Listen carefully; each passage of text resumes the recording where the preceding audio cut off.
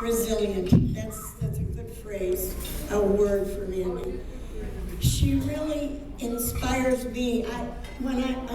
Several years ago, a good friend of mine who is African American, we were talking about the ongoing struggle and how you have to keep at it.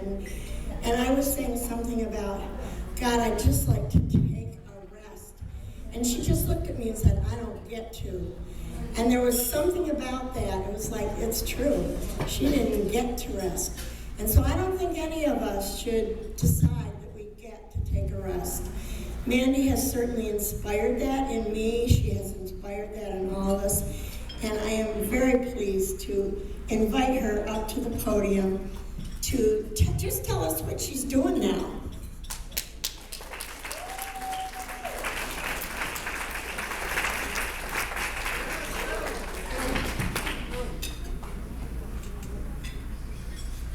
Hello once again. Mandy Carter, 64 years old. Yes. And I'd like to find out who's here for the first time ever at an OLOC gathering. This is powerful. Thank you so much for being here, first timers. And I'm going to keep my remarks brief because I did give a keynote earlier this afternoon, but I'm going to kind of hit the highlights for you all so you can kind of get the bits and pieces of it. So if you'll bear with me, and I know we're going to start, I think we're going to stop at 7:30 because we have the dance to get to. Is everyone here for the dance in addition to the dinner, I assume? Yeah? Okay. Before I begin, every once in a while I must say that as life goes on, I get little surprises. And there's a good friend of mine standing in the back of the room named Brenda Frazier. Where's Brenda? Where are you? Brenda and I go way back when I was on staff at the Human Rights Campaign. And when I was on staff there for 3.5 years, we always had new staff come in and they would say, well, a new staffer's coming in. And this person named Brenda Frazier came in and we've maintained our friendship all those years. Brenda, I cannot tell you how happy I am to see you here in St. Louis, Missouri. And her partner, Patrice, is here. And I think I'm saying this right. There's this wonderful, where is she? This wonderful cultural worker who does, she's performing at a pageant tonight here in St. Louis. And her name is, am I right? It's Robia in the Life Fields. Great. And by the way, who are the St. Louis people or people from Missouri in your room tonight? There you go. Thank you. Glad to be where you live. So I want to also say some things to the OLOC steering committee members. If you can either raise your hand or be acknowledged, you help make this gathering happen. I also want to thank SAGE. SAGE, members of SAGE. Thank you. Love SAGE. We just got our first SAGE chapter in I'm from Durham, North Carolina, by the way. Any other people from North Carolina or the South in the room, either lived in or current? Like it. Alabama in the house way back? Tennessee. Yeah, now who lives now in Chicago, but Tennessee. Any other Southerners, former, current? Texas. Texas counts. Florida counts. Georgia counts. Indiana. Oh, Louisiana. All right, but that's real South, Lavender.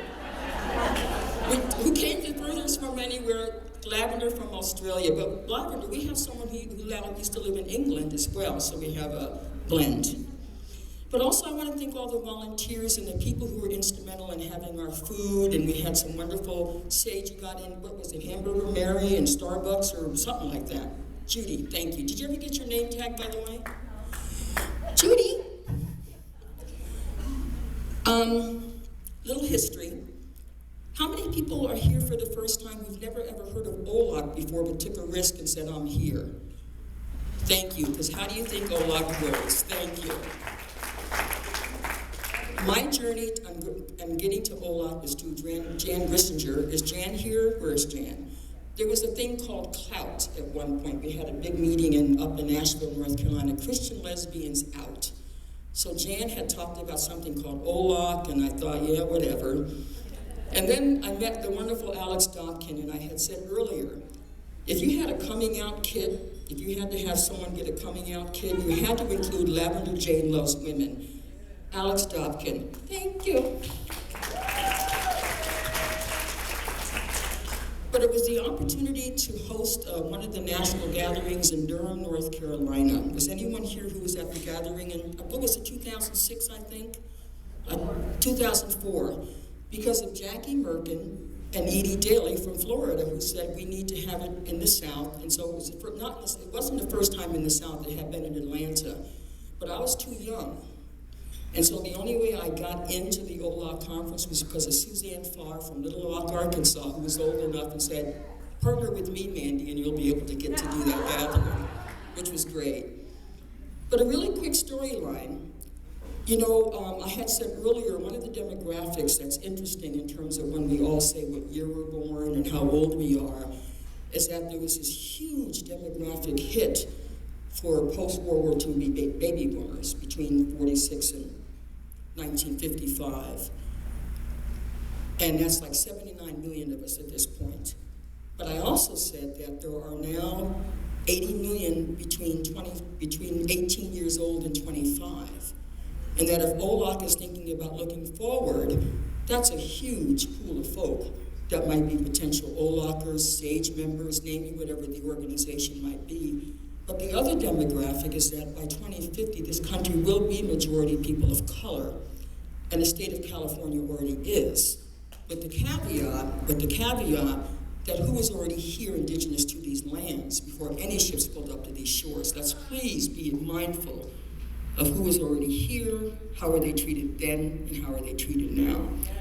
The other interesting demographic is now women are the numerical majority in this country. Women are now the numerical majority.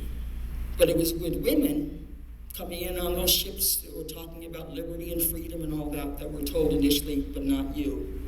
Not you, you can't vote. Not you, you can't serve in the military, however we feel about that issue. Not you for employment. And someone said about marriage, they were basically property. That was the beginnings of women in terms of based on gender. And then the other ships that came here for 240 years, 44 years, were slave ships. And we know what that journey was about. Literally property, and had to fight for the right for recognition just being human beings. And the U.S. Supreme Court got it wrong several times on that until they got it right. But when we were declared to be citizens, what were we told? But not you. Couldn't vote, couldn't serve in the military, marriage. See what I'm saying about the backdrop of how we got to where we are right now to understand that history.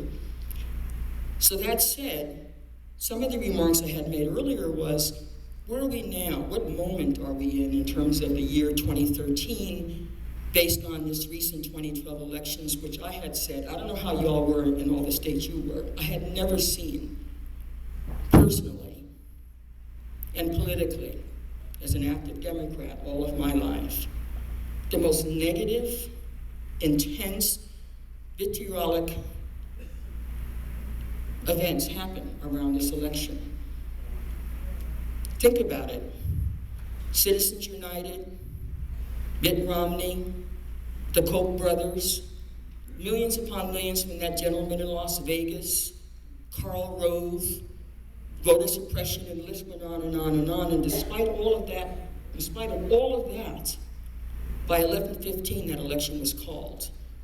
And I had said, this is a personal observation, I think part of the reason is that if you look at the list of who they went after and what issues they were willing to pursue, especially voter suppression, that without realizing it in a really strange way, that long list of not you ended up being an amazing voter coalition that made the reason why by 11:15 that election was called. And here we sit with the consequences of that as well.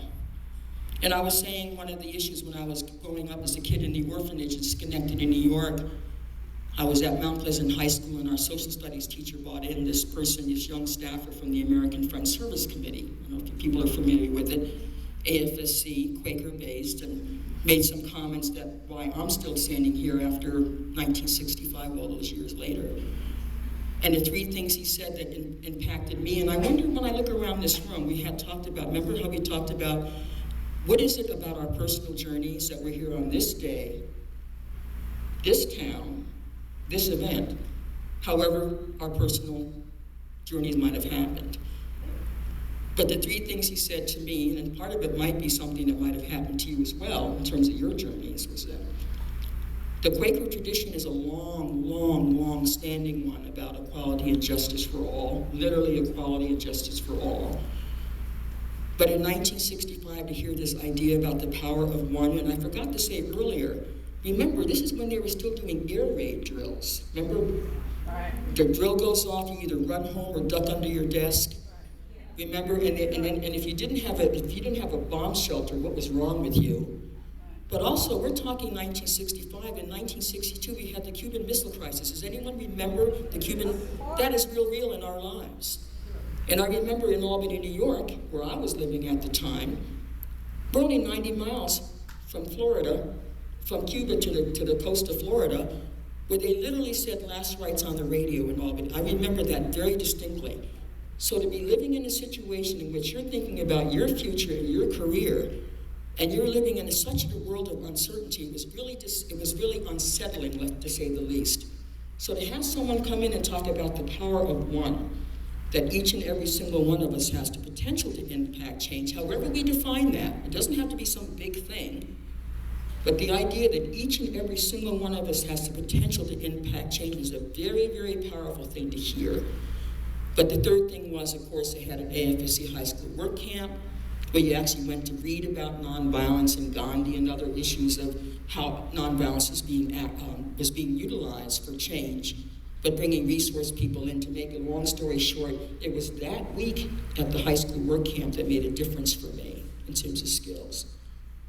But bringing it up to the current time, after that election had happened, now we're living with the consequences, and I'm sitting here and I'm looking at the laundry list of what we're dealing with. I live in North Carolina. The 2012 elections gave us one of the most horrendous pushback ever administrations we've ever had in the state of North Carolina. Pat McCrory, and no disrespect for anyone who's Republican in the room, none. But I'm talking about the reality of what I have in North Carolina. North Carolina has the fastest growing state of the Latino community in this country. And we've learned how to really adjust, respect, acknowledge. And there was a huge statewide Latino outreach program, Latino inclusion program, and the second Pat McCrory got in as governor, he got rid of it.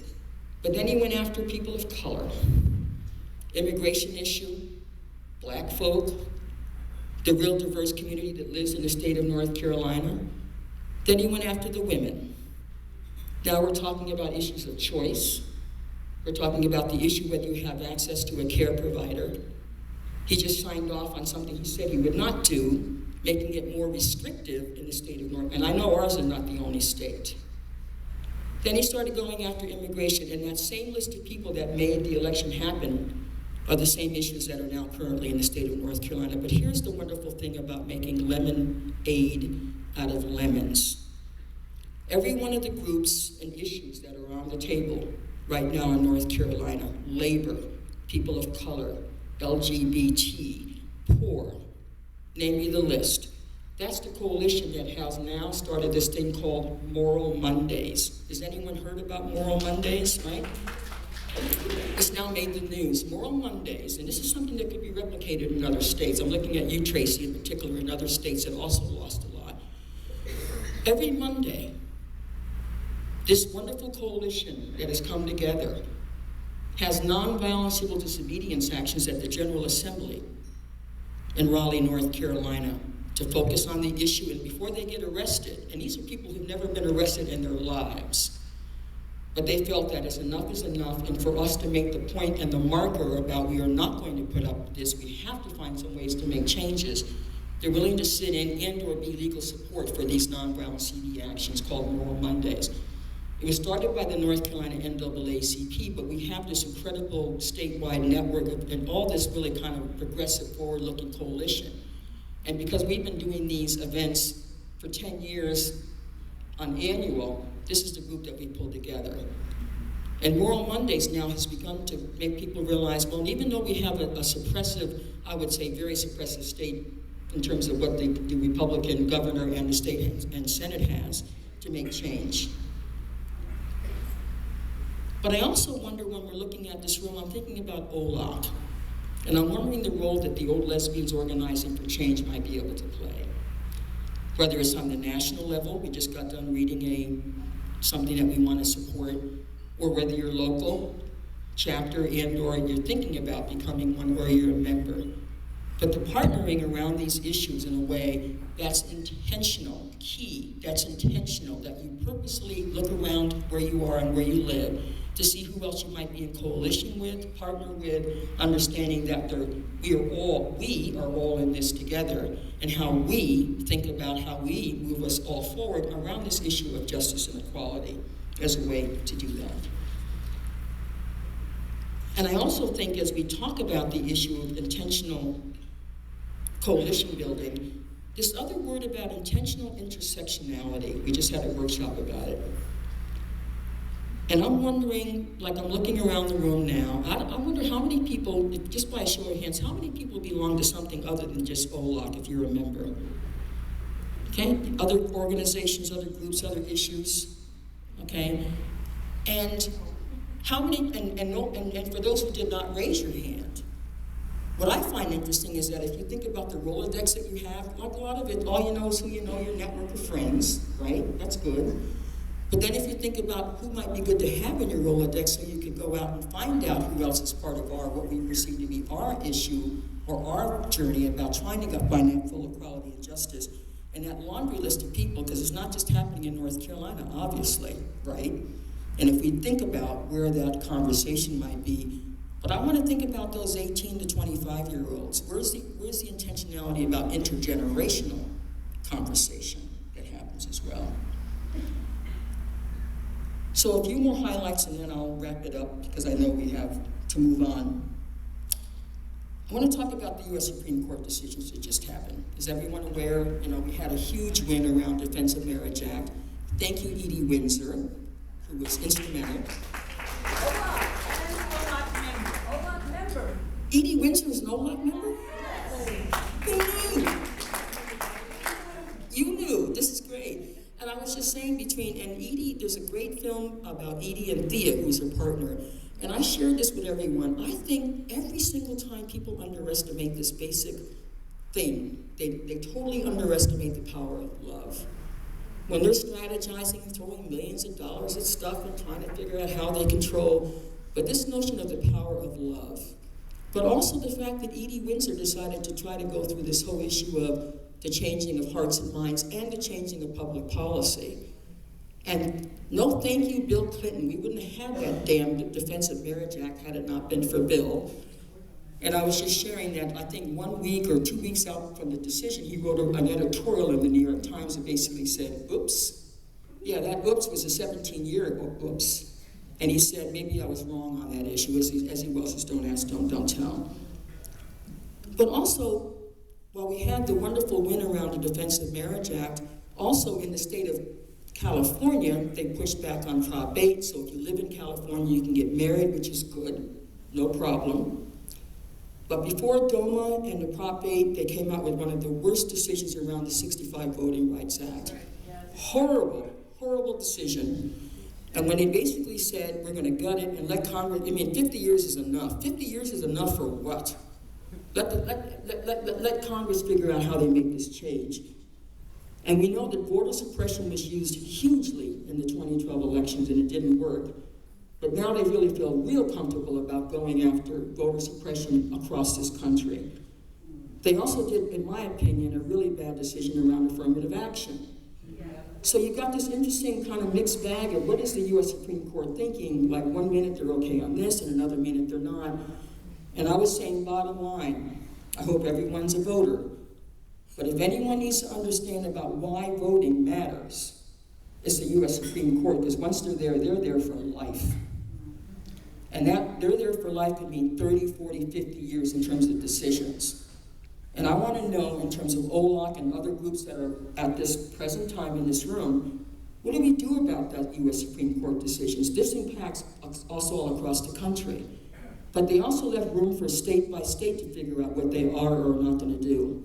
what they are or are not going to do. And so when I saw Tracy come in earlier, and we have Immoral Mondays in North Carolina every Monday, but Tracy was saying that on October 20, I have it right here. Anyone else here from the state of Illinois? That on October 22nd, they're having a march on Springfield, the state capital, for marriage equality. People being involved in what their state legislatures do. They know they have lobby days, but that's going to be an action that people can be involved in terms of what you do as a citizen, what you do as a voter. But this whole idea about making impact in your backyard where you live, whether you're in a town or a city or a county or a state, going all the way up to the federal level, the importance of being involved. And also, I must say as a black lesbian, disappointed, and I'll just be honest about this, that Clarence Thomas took the spot of Thurgood Marshall, and he's there for life. The man hasn't said a damn word. And remember that Anita Hill, does anyone, you can never forget. Never forget. And I sat there and I watched the Anita Hill hearings, and I must tell you, the most disappointing for me is the women who ended up testifying against Anita Hill. What is that? What is it that we have a society that is so ingrained about this idea of they were the ones who pointed to Anita Hill and said, she's lying, she's wrong. What is that? And where do we sit with all that? And thank you, Anita Hill, for going through all that. Unbelievable. Unbelievable for that to happen. So in closing, just a few comments. All politics are local. All politics are local. Where we live, where we shop, where we pay our taxes, where we vote. And if there's a way in which we can think about the impact of where we live, how we live, who we connect with, what a moment to think about how that happens.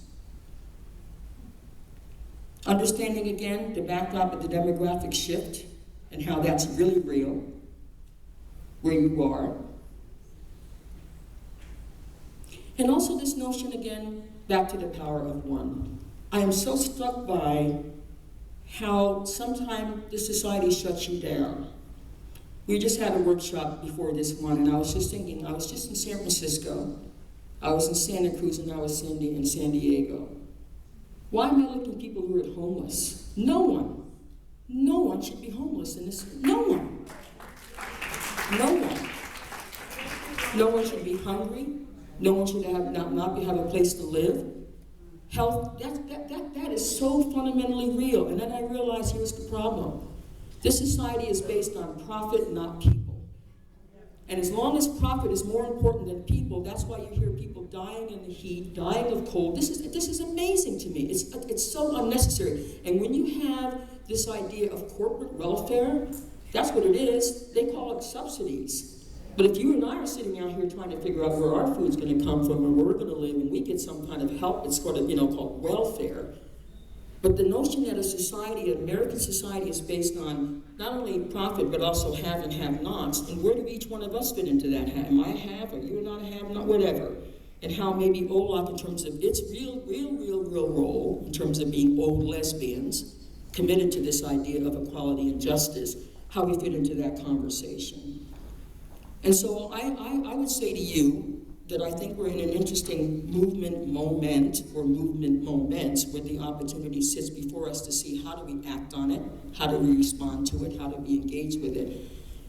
Because what seems to be this huge, what I would perceive to be pushback, it's just amazing to me how much people are trying to stop and or get in the way of, or trying to hold us back in terms of where we're trying to get forward, not just as old lesbians, but in terms of citizens and equality and justice, is that all that noise, and I said this earlier, all that noise that you're hearing, voter suppression and trying to figure out how they divide and conquer around women and race and class and culture, is that sounds are the last gasp, in my opinion, the last gasp of what we're trying to keep in place that's no longer relevant and or going to happen. History is going to move on, getting with that.